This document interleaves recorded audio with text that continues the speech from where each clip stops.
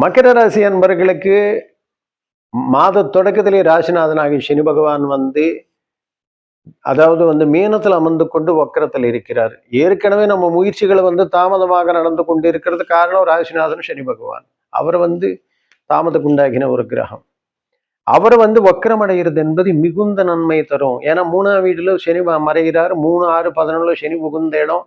ஆக 3ஆம் இடத்துல அவர் வக்கரம் அடையும் போது மிகுந்த நன்மைகள் அள்ளித்தரும். ரெட்டிப்பான நன்மைகள் அள்ளித்தரத்துக்கு உண்டாகின வாய்ப்புகள் என்பது தேடி வரும். இதன் விளைவாக நீங்க எதிர்பார்த்துட்டு இருந்த பணம் காலாகாலத்துல வராம, எந்த வேலைகளும் செய்ய முடியாம, போதுமான பொருளாதார நெருக்கடியிலும் நீங்க தவித்து கொண்டிருக்க தருணம் மாறி தொட்டது போற சிறப்பா துளங்கும்.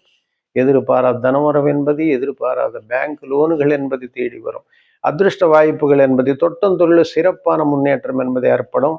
ராசிக்கு சுக்கிரன யோகக்காரகன். அவர் உங்களுக்கு 6ஆம் இடத்துல மறைகிறார். அதனால எண்ணிய காரியங்கள் எண்ணிப்படி நடக்காம வர காசு போற செலவாகிவிடும். கையில காசு தங்காது.